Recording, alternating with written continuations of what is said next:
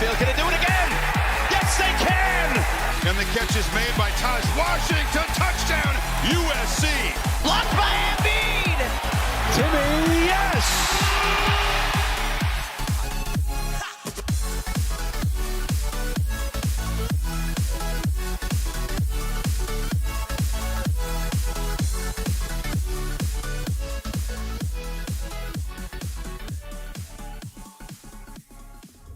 Hello, everybody, and welcome back to another episode here of the Beef Upfront podcast on Pick Swap Media. As always, your host, Ryan Coyle, joined by Joe Kmetz. Back to our the two of us doing the show this week. No special guest on the show, but another week of great college basketball games to break down. I think this has been one of the more, fun seasons in recent memory, Joe, just because there's so much parity in the sport right now, and I feel like we kind of say that a lot. But there's usually like two or three teams that are a notch above the rest, maybe even like one super elite team. But I think you can make a good argument for any team in the top 10 to potentially right now not make it past like the first weekend. There's no team that's indestructible out there. So it's going to be a fun last month now. We're about a month away from Selection Sunday. So big games coming up. The bubble's really starting to heat up. But as always, Joe, welcome back. And how are we? A fantastic beef. And I mean, you said it yourself. You can make the case for really anyone. I'll even go further, like the top 20 that could be either out by the first weekend or make a deep run all the way to the Elite Eight Final Four. It's going to be a very interesting tournament. You know, one of the teams we're going to talk about in a minute, at their ceiling, they could be, down in Houston, but at their floor, they could lose in the opening round and get upset by a double-digit seed. And that's kind of with a lot of these teams. You never really know what's going to happen, especially, in March. I'm kind of hoping that this tournament makes up for the lost tournament of 2020 when COVID hit. We would have had Dayton and San Diego State as one seeds. I'll never forgive COVID for that. So I'm excited to dive right into it. All right, well, before we get into this weekend's games, we'll recap last weekend real quick and then do some bracketology talk as well.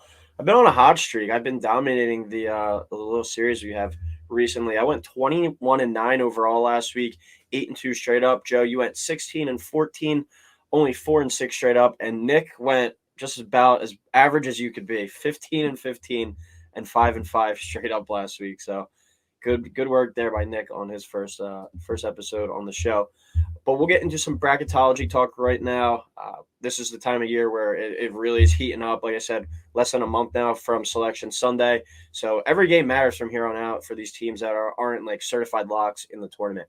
So we'll do our blind resume game. Team 1, they come in to tonight. We're recording this on Wednesday, so some of these teams could be playing right now. Team 1 is 16-9 coming into tonight. 44 in the net, 1-7 in quad 1, 6-1 in quad 2, and a combined 9-1 in quad 3 and quad 4. Team 2 is 18-8, 27 in the net, 2-6 in quad 1, 6-2 in quad 2, and a combined 10-0 in quad 3 and quad 4. So before you pick who you would put in the dance, could you guess either of those teams? Is Team 2 West Virginia? No. They're not our Mountaineers because they have a really high net ranking, but their quad 1 and record isn't great. This team has a lot less losses than the Mountaineers. Yeah, that is true. Northwestern is Team B. Pretty close though. It's one of the teams that we've been ripping on a lot this year. Auburn. Yep. Yeah, those bastards. Well, I might have blew it because I would say, just based off of that, Team B deserves to get in. But, Who's your guess for Team A? Can you say their overall record and their quad 1 record again, Coyle? 16-9 and 1-7 in quad 1. 16-9 maybe one against North Carolina, but North Carolina doesn't have a win in quad 1.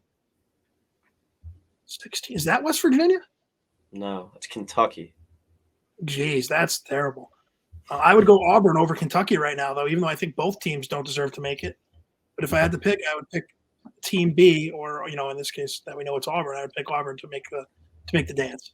Yeah. So Lenardi has, as of going into tonight, Wednesday, Auburn in the last 4 buys. So they've been a team that was like up in like the 5 range for most of the season. Now they're all the way into that kind of fringe area, and Kentucky's in the first 4 out. So you picked correctly, I guess, based off of what Lenardi's putting out there. But it's getting to be do or die time for Kentucky right now. Like them and North Carolina, we were talking last week about playing in the first four.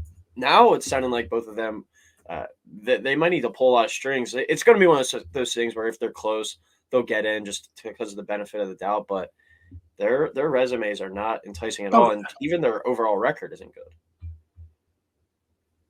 Yeah, no, 1,000% Coyle. Like you said, I could totally see it being a thing where they might have the last four in as a completely separate segment during the selection show to add more drama. And I'll be like, oh, where's Kentucky and North Carolina? Because they'll probably be hovering right around there. So I can definitely see they'll get in over, like, if Charleston doesn't win the Colonial, Charleston will be like 27-4, and they'll be missing out. But then Kentucky will be like 19-11, and they'll still make it. Yeah, I was having a conversation with my friend earlier who went to Charleston, and he's like, if Charleston wins their last 3 regular season games and then goes all the way to the conference tournament, they'll be like conference tournament championship. They'll be like 30-4, and you could have like 17-12 North Carolina or something get in over them, and that's just like at that point, it's. I mean, I guess it's all about the money and stuff, but it's just not right at the end of the day. But then we'll see either Kentucky or North Carolina make like a deep run to like the Sweet 16 or something. So that's the beauty of the tournament, I guess. At the end of the day, yeah, and people will be like, "Well, see, they deserve to get in." Like, well, yeah, because on paper they have 12 5-stars. They should make that run to the Sweet 16. Yeah. All right, we'll get into this week now. Our games starting on Saturday. Got a few Sunday games in here as well with the NFL season now done. Saturday, though, we start in the Big East. Seton Hall at 16-11 at number 20 UConn, who's 19-7. 12 o'clock tip on Fox. Haslam Metrics projects this one as a 71-59 UConn win. So we'll go UConn minus 11.5 over under 129.5 here. What are your thoughts on this one, Joe? I'm going to take UConn here, 73-59. No surprise, I'm taking UConn. So I'll take the 11.5, even though if the spread is this high, I'm not going to touch it on Saturday. I wouldn't touch 11.5. It's just a lot of points. I will say, though, UConn at home is a different team. We saw what they did to Marquette at home, just last week. But Seton Hall's got to get going here. They've been right on the bubble all season. They had a really tough non-conference schedule, had really solid year in the Big East so far. I believe they're 5th as of the recording. UConn is 6th. So it would be big for UConn here, getting a win here, getting that 5th place, at least getting a bye, so they wouldn't have to play in that 6-11 first-round game in the Big East tournament. I just think UConn's going to come out like they always do at home, just on all cylinders. UConn's last 5 games are 5 very winnable games. They're home against Seton Hall, Providence, DePaul, I believe, and they're on the road against Nova and St. John's. 5 Like, I know obviously I'm biased, like I always say, but there's no reason why UConn can't go 5-0. But also, who knows? UConn might go down to Nova, and Nova might, be able to pick them off because UConn on the road just hasn't been the same as they've been at home this year. But I think UConn will win this game pretty handily against Seton Hall, kind of forcing Seton Hall to go on a do or die, like win it all out run on the rest of the way, because their tournament hopes of an at-large bid are on life support. I like UConn too. I'll take Seton Hall to cover, though. That 11.5 is a pretty big number, especially for a Seton Hall team. Like the way that they play, their games are going to be closer, and I think double-digit spread there. I'll take Seton Hall to cover that. I will take the over hitting by the hook, 129.5. So give me UConn 70, Seton Hall 60. UConn, though, Joe, is just one of those teams I can't really put my finger on, get a good grip on. At their peak, I see them as a team that can go to the Final Four. But when they struggle, though, I can see them losing like they did in the first round last year to New Mexico State. Seton Hall, on the other hand, isn't dead in terms of making the tournament yet. I believe they're in the next 4 out in Lenardi's latest bracket. But they most likely need to win out with games against UConn here, Xavier, Villanova, and Providence. I mean, those would be three wins against tournament teams, and then a Villanova team that has been playing better as of late now that Joseph Moore's back. And then Seton Hall probably would still need to win like a game or 2 in the Big East tournament to give themselves a shot to get in as maybe one of those last 4 teams. And then I had this in my notes as well, Joe. Looking at UConn's schedule, I do see them winning this one, and then I see them winning their last 4 against Providence. That's at home. St. John's, they owe them one after St. John's beat them. DePaul, and then I still think that they're a better team than Villanova. That would get them to 24-7 if they win out. I just don't know how much long-term stock I'm going to buy in them, but I do like them to win this one straight out, but I will take Seton Hall to cover. Second game, we go to the Big Ten. Illinois at 17-8 travels to Bloomington to play number 14 Indiana, who's 18-7. This is a 12 o'clock tip on ESPN. Haslam's got this one at Indiana 73, Illinois 70. Indiana minus 2.5, over under 142.5. Indiana is playing Northwestern tonight on Wednesday. Yeah, I'm going to tweak that projected score down a little bit. I'll have Indiana 69, Illinois 68. I think this is going to be a very good game. I am really starting to like this Indiana team. I love Trace Jackson Davis. I love everything the Hoosiers are about. Playing at home too also gives them the edge here. This is an Illinois team I think, kind of is just getting away with the Big Ten outside of Purdue and Indiana kind of being, I don't want to say down, but if you look, they're just so tight from like the 3 spot all the way down to like 10 or 11 that, Illinois can win a couple games late here and all of a sudden they're going to be the 2 seed in the Big Ten tournament, at the end of the season. Illinois and Coyle, like I said a couple weeks ago, they had a kind of soft spot in their schedule. They kind of ate up on those wins against teams they should have beaten. Now sitting here at 17-8, I think they'll still make the tournament, but kind of like what we were saying with UConn, I don't know if I'm buying long-term stock in Illinois. And even with Indiana, I mean, if they get a tough draw, I can't see Indiana going that far. I mean, we still have, the last time a Big Ten team won the national title was in 2000. It's been a long time. And I don't know if either of these are going to be good enough to do it, but I'll take Indiana in this game here. Close, very close. I'll take the under as well of 142.5.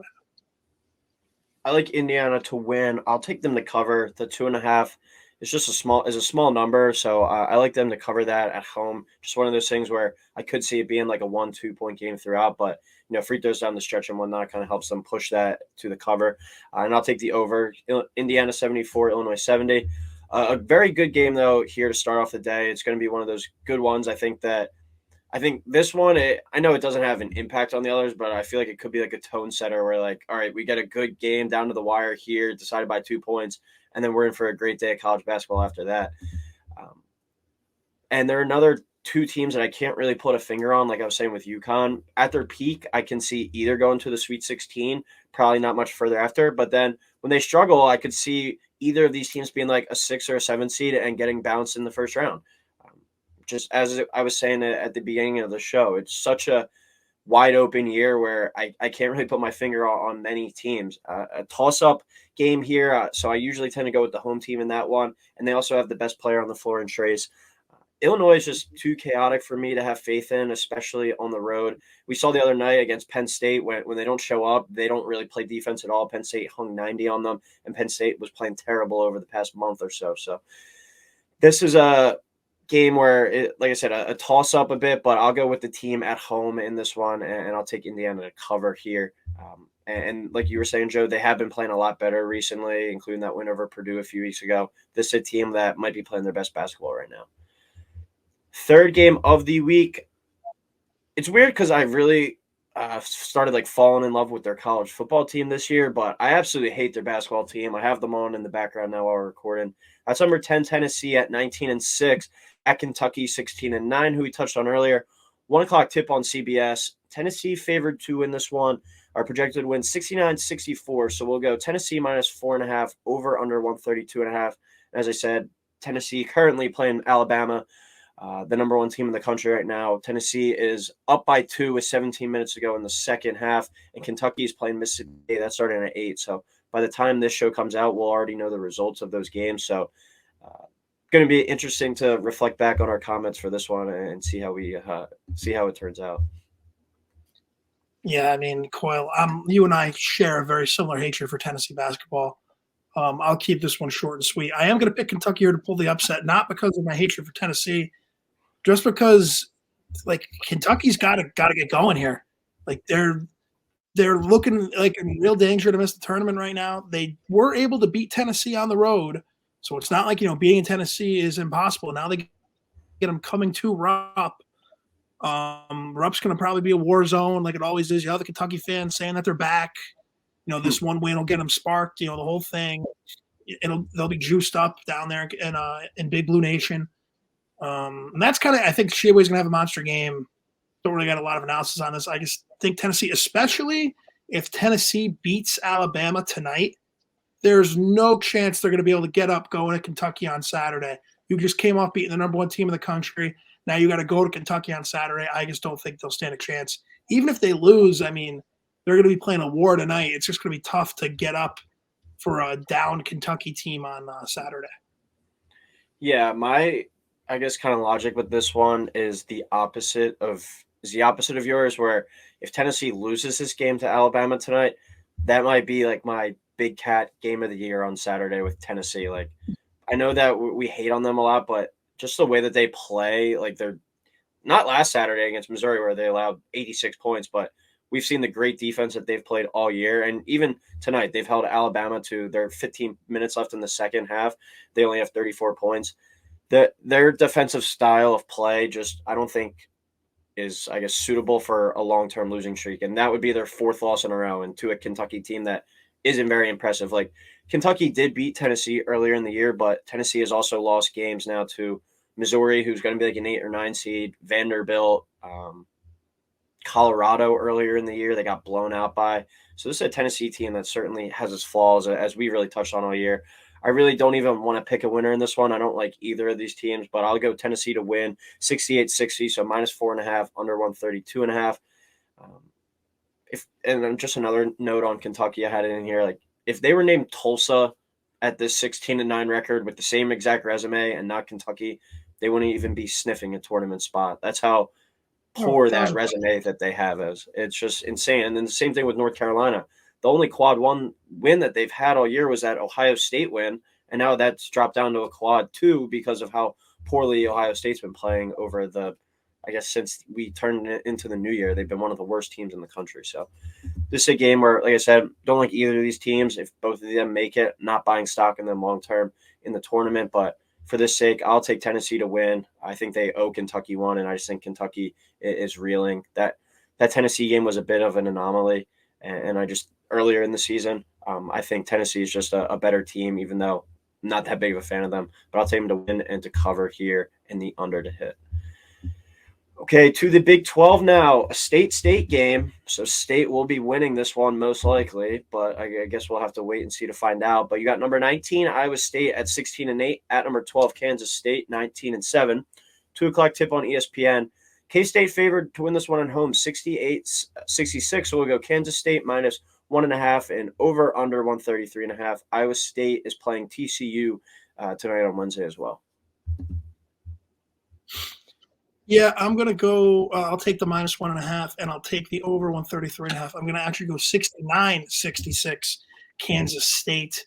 The Big 12 has just been an absolute war all year. I mean, there's a real chance that the conference champ could have like 5-6 losses, which is insane.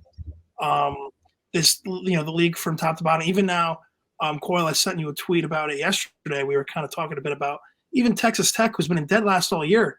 If they, get kind of hot here, Texas Tech, with all their wins picked up against conference opponents, can absolutely find themselves on the bubble. Like, there's no reason why you can't see all 10 Big 12 teams with the right amount of results make, is insane that's coming out of my mouth. But I think Kansas State's going to win this one at home. Iowa State's, in the middle of a tough stretch right now. Our Clones had a heartbreaker last weekend against Oklahoma State. They just weren't up for it. It was a shame to see, now they're playing TCU tonight, to Kansas State on Saturday. Just a really tough stretch here. I'm going to go with the Wildcats at home. Not really going to overthink this one. I'll take Kansas State too, Joe, 75-67. So take that -1.5 in the overhitting, a rare overhitting, and an Iowa State game. But one of the better home court advantages in all of college basketball with the Octagon of Doom down there in Manhattan, Kansas. So I just don't think it's wise to pick against them in that building. Both of these teams, I think, have hit that lull in the Big 12 where the league has just kind of like, as Rothstein likes, I don't think I've seen him say it that much this year, but he used to say it, like they're cannibalizing themselves. So they're just eating each other up and beating each other down. And I think that is going to have like a big impact on them come tournament time. Like without a doubt, this has been the best conference in the country this year. But come tournament time, they're just going to have so many like tough, hard play games where they might just be worn out. And then throw on the Big 12 tournament on top of that. Whoever wins the Big 12 tournament, I think I'm going to fade them, like not get out of that first weekend. They're just going to be so tired and just worn down from all these tough games because, like you're saying, 10 teams realistically might have a chance at making the big dance out of this conference, all 10 teams. Just imagine like the wear and tear on these guys' bodies and just the tough games that they've played throughout the season. It's just going to be hard to carry that through into March. So this is a game where I think two teams that are kind of going in the opposite direction after a hot start. I think that you have to go with the home team in this one, and especially with the shot makers that Kansas State has and can bring to the table compared to Iowa State's lack of offense. It's just too much of a mismatch right there for me. So give me Kansas State at home to win, to cover, and the over to hit as well. Another Big 12 game, you have Oklahoma State at 16-10 at number 22 TCU 17-8. 2:00 tip here on ESPN Plus, of course. TCU projected to win here 70-66. So we'll go TCU minus 3.5, over under 135.5. And as I just said with Iowa State earlier, they're playing TCU tonight. So TCU's record will be reflected a little bit differently come Saturday as well. Yeah, I will say to start with this game, I don't know why I got this feeling in my bones, but if the over-under is 135.5, I think the over might be my game of the year.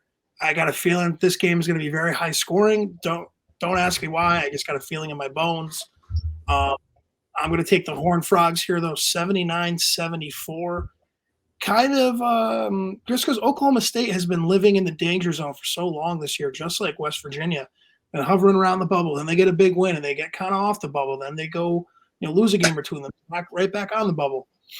And after a while, Coyle, kind of like you were saying, like the wear and tear of you're playing all these teams that are slightly better than you, as Oklahoma State. That's not a shot at Oklahoma State. If they were in any other conference, they're probably a top 10 team. They're probably having a hell of a season. But the problem is playing in the Big 12 where you have to go play all these teams.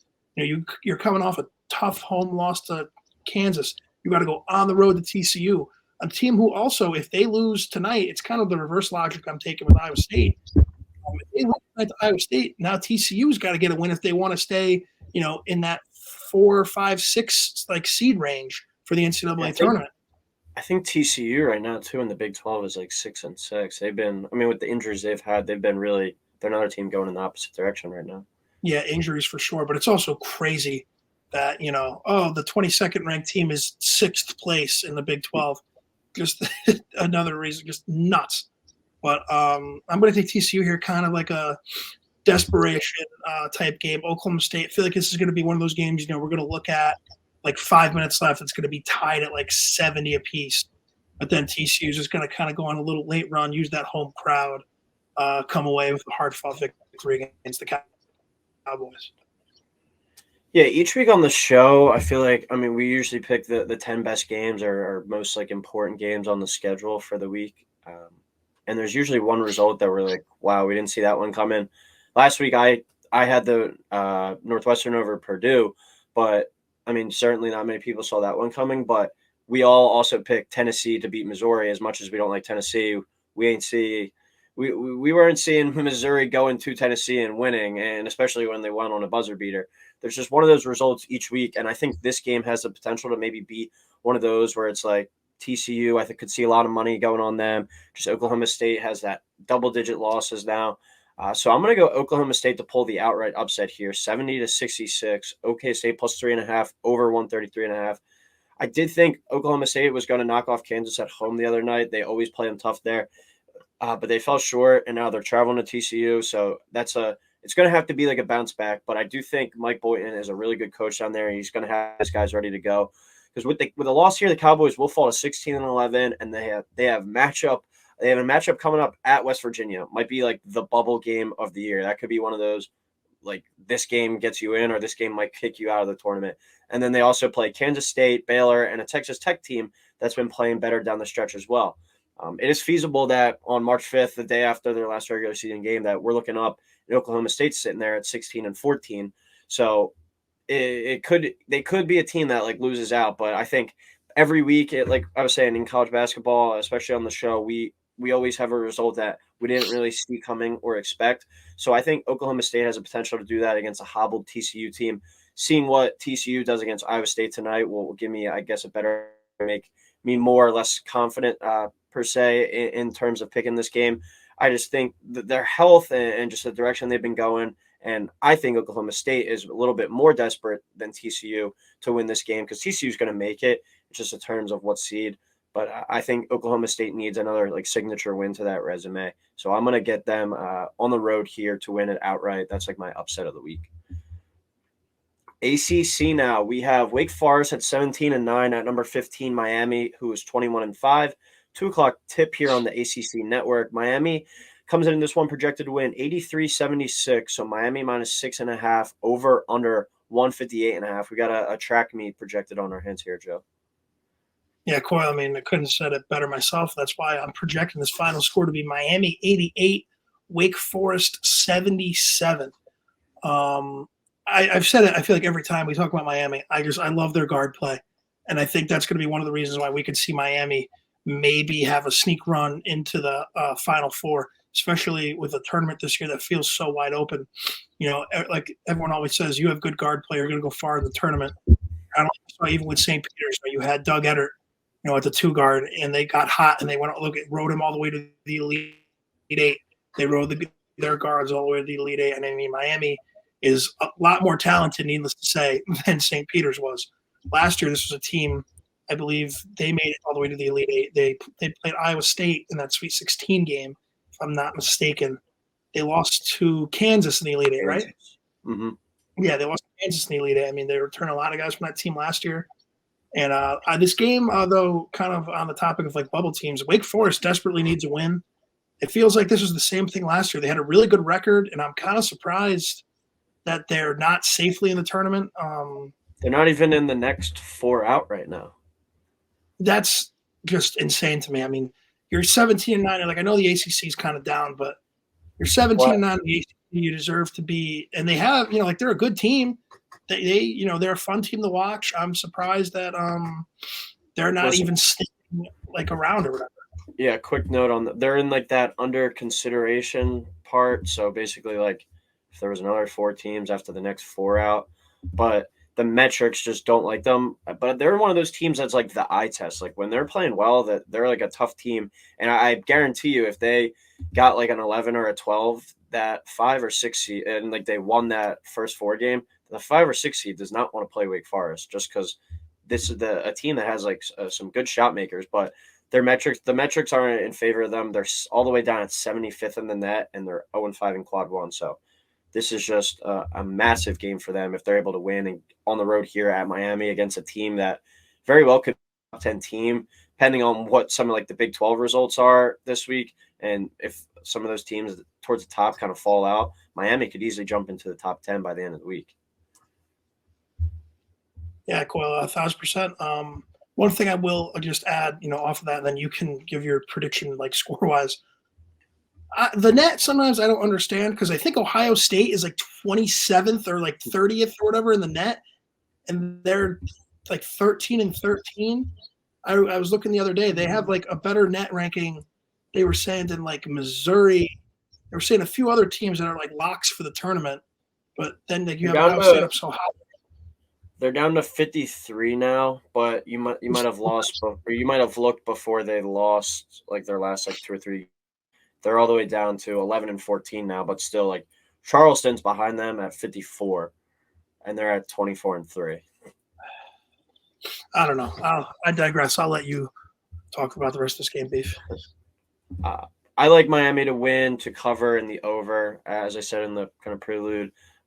Get your track shoes on this one. This one should be a fun up and down game. A lot of big time shot makers with Isaiah Wong, Nigel Pack, Jordan Miller, Tyree Appleby, and some others. This is the first and only time, though, these two teams are meeting up this season. So this is a huge chance for Wake Forest to get that resume boosting win they need, because they don't really have that many left on the schedule unless they're going to do some damage in the ACC tournament. We already talked about the importance of this one for Wake Forest and in terms of the bracketology. But this is that game that could put them kind of over the top and get them maybe even like into like the first 4 out kind of conversation.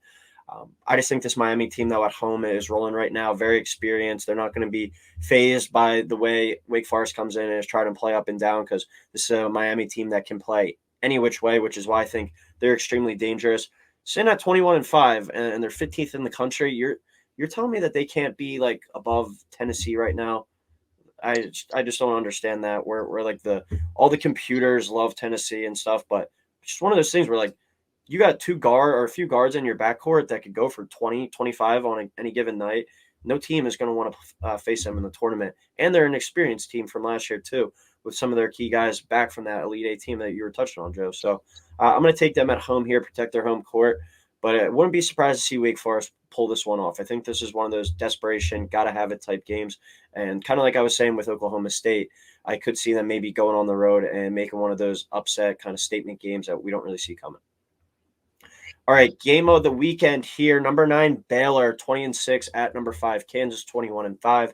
4 o'clock tip on ESPN. Kansas 75, Baylor 72 is the projection from Haslam. So we'll go Kansas -2.5 and over under 146.5. Yeah, I'll go Kansas 76, Baylor 71. So I'll take that Kansas -2.5 and take the over by the hook there at 146.5. It's Kansas at home. There's no other question about it. Going into fog, especially now at this time of year, you're starting to get into mid to late February, right when the games really start meaning just a little bit more, which you didn't even know was possible at this time of the year. Full-blown college basketball time, full-blown Kansas Jayhawk time. It's Kansas at home here, and this is going to be a great game. Baylor has been, sneakily one of the hottest teams in the country, kind of coming back up the rankings, now sitting at number 9. 2 best teams in the Big 12, in my opinion. Should be an awesome game. I can't wait to just sit back and watch this game. I like Kansas too, Joe, 75-72. So I'll take them to cover 2.5 and the over. Kind of like I was saying with the Indiana game earlier, could be one of those games where it's a tied up or a 1 or 2 point game throughout, but I see some potential free throws down the stretch by Kansas to help them cover. This has turned into one of the best games in college basketball though each season. I know these two teams have a number in the top 10 next to their name, but like program wise, Kansas definitely like a top 5 program, but Baylor basketball, I think, has to be respected as like a top 10 program year in and year out now, just the way Scott Drew's built them up. And this became like a really good rivalry between the two. The Big 12, I think, is one of those things where the rivalries aren't as strong maybe. I feel like there's been like teams coming in and out of the conference, and now with Oklahoma, Texas leaving, this is one of those things that has stuck though, and with how good that they've been over the past few years, should be a really good game again.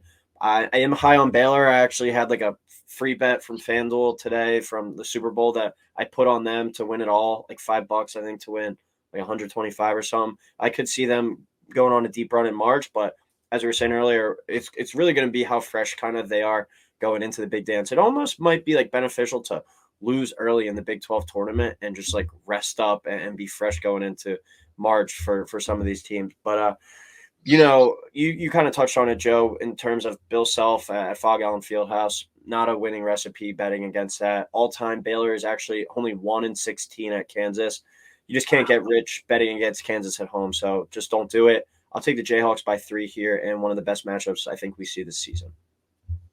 All right, here's a rare unranked game, but a very important game in the SEC, and that's I'm used to saying a number before the team. This is Texas A&M at 18-7 at Missouri 19-7. 6 o'clock tip on ESPN2. Mizzou projected in this one 78-75. So Mizzou -2.5, over under 152.5. The Texas A&M is playing Arkansas tonight on Wednesday, so they'll have a little bit of a different record. But Missouri coming off getting their ass absolutely beaten by Auburn the other night. A&M's got to be one of the weirdest teams in the country this year, at least at the Power 5 level. They have 2 losses in November, 88-79 to Murray State, and then 103-75 to Colorado.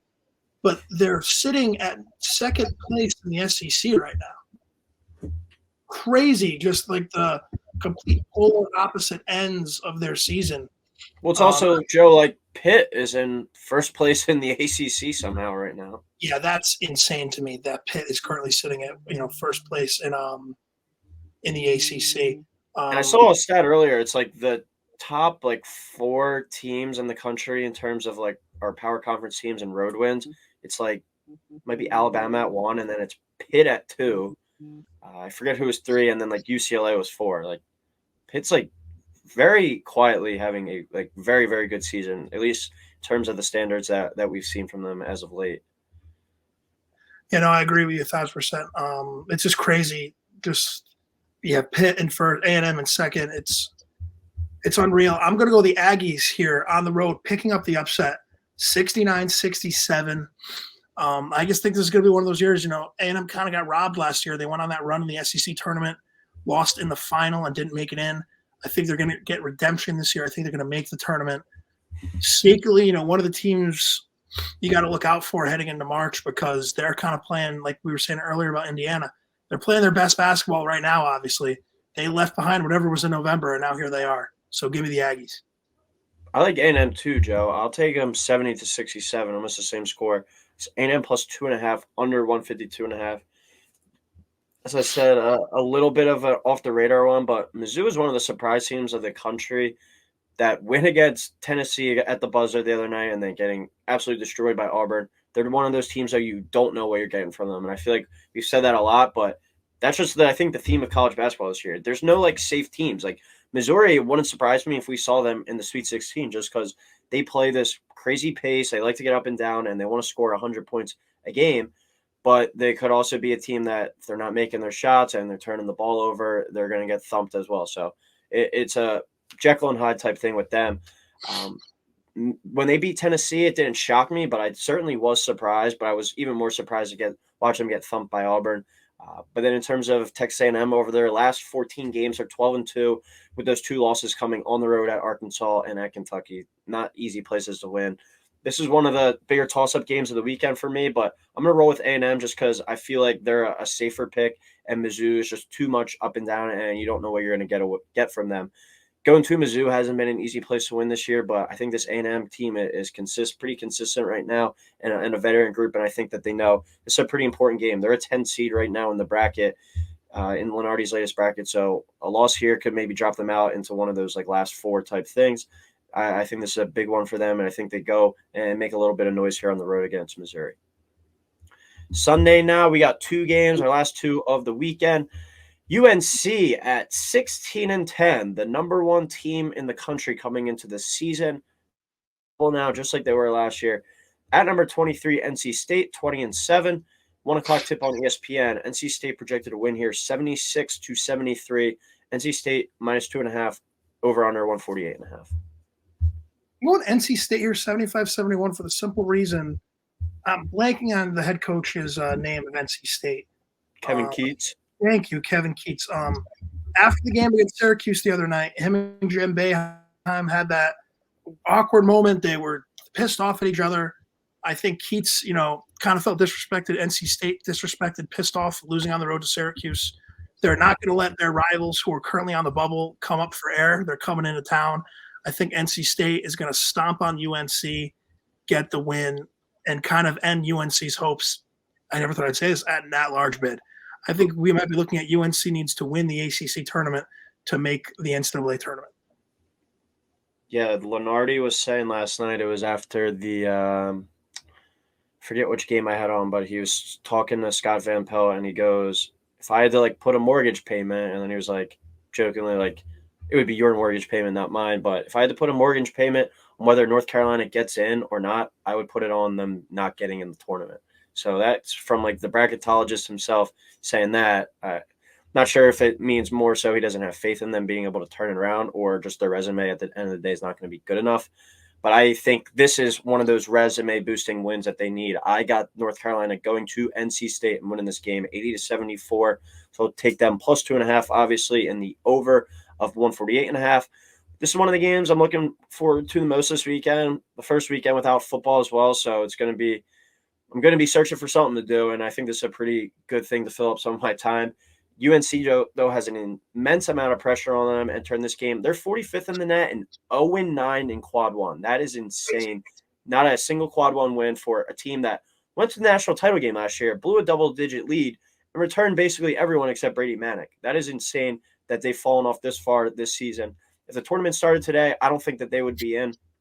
I am a huge believer in this NC State team, though. Come March, I think their guards and the way that they can go are kind of like Miami. And then DJ Burns inside, that guy's you can't not root for him. But this is a very, very big desperation game for North Carolina. And as we saw last year, I think that they kind of played best with their pressure against the wall. It was last year that loss to Pitt where everyone basically killed them and wrote them off. And then I think that loss to Miami the other night might be that loss where people are like, all right, it's done. This isn't going to happen. They're not going to the tournament. And then they come back and they kind of right the ship and they just find a way to win a game when no one is expecting them to. And I know it sounds crazy playing NC State. It's North Carolina, NC State. North Carolina should always be favored in that one.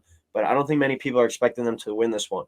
UNC is still a big brother to NC State. They're 9-1 in their last 10 against NC State. So I think that rivalry kind of factor and just knowing that they've dominated them for years, I think they're going to use that kind of motivation right there and that history on their side to kind of go in there and make a statement here against NC State where UNC, I think, wants to kind of send that statement, Joe. Don't let us in the dance because you saw what happened last year. We kicked down the door. If you let us do it again, who knows what we can do. You're better off just keeping us out. All right, our last game of the weekend now, the American Conference.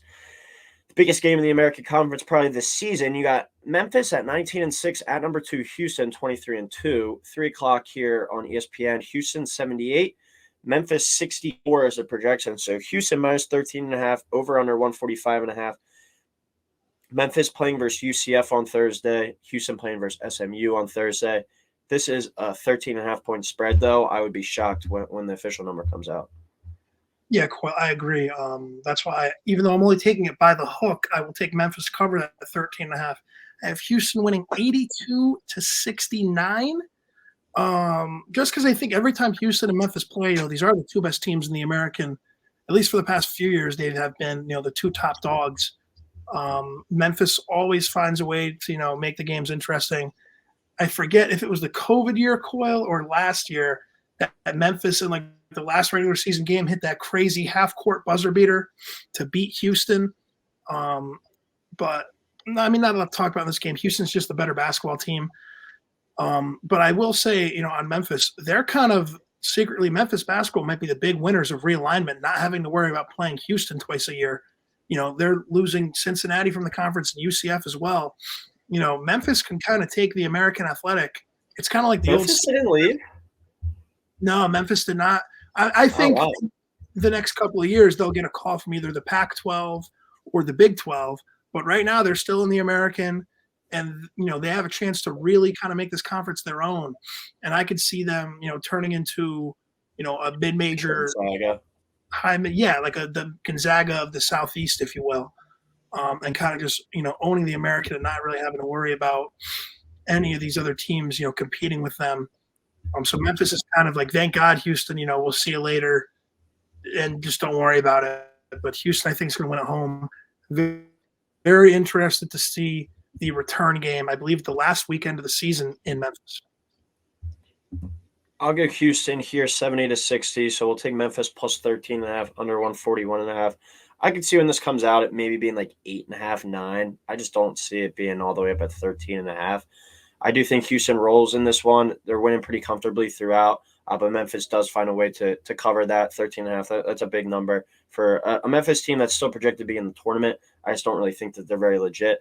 I haven't really bought into Houston that much the past few years, but was able to see them in person against Temple. And there's just something about like seeing a team play in person where you can like really, you just get a better gauge on them. And even though it's not like I was sitting courtside seats, I was up top. It was still just an impressive performance, and just see the way that they play against teams. Like, if I was saying to my friends at the game, if they get up on a team by like double-digit points, I don't see how the other team comes back on them. So this is a scenario where they have an NBA player in Jarris Walker as well. I think that really helps them, obviously. And I think Memphis is a fraudulent team, another team that's just benefiting from their brand, the name Memphis, that they're in this kind of tournament picture. Their resume is not that enticing. They have won They have one win over Auburn, one ranked win over Auburn, who was ranked 11th at the time. I just think Houston's going to punk them here, out-tough them, and I think the spread kind of reflects that, being all the way up at 13.5. I do like Memphis to cover that number, but I think that big of a number kind of indicates that Houston's going to win this one pretty convincingly. So give me Houston to win, Memphis to cover, and the under to hit there. All right, well, that was a pretty long-winded show. Some good back and forth there, Joseph. Any last-second comments before we head out? We got Tennessee now up. Looks like they're about to be up 8 with 5 minutes to go. I mean, if Tennessee ends up winning this game, like I said, I feel a lot more confident about that Kentucky pick. But as always, Beef, thanks for having me on. I think definitely a very good show. Felt good to get back to little pick and roll styles to the 3-man weave. Hopefully we get a couple more guests on, though, the rest of the regular season. But it was definitely a great show. Feel great about it. Feel great for the weekend. All right, well, thank you, everyone, for tuning in, and enjoy the games this weekend, and we'll talk next week.